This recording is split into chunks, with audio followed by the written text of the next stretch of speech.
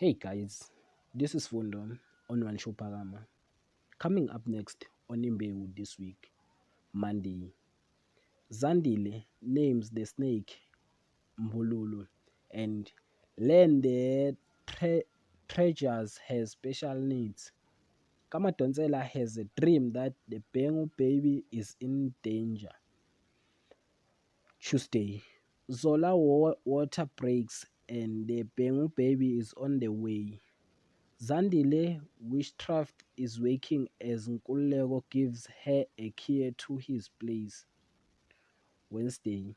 It seems that baby are the snake favorite snake. Zandile begs Mbululu, the snake, not to go for Mepho. Nairobi offer a hair support to Mazul and want information about Menzi. This day. Noxola has to have an emergency C-section to save her baby life, but it is when born the Bhengu learn that something is wrong.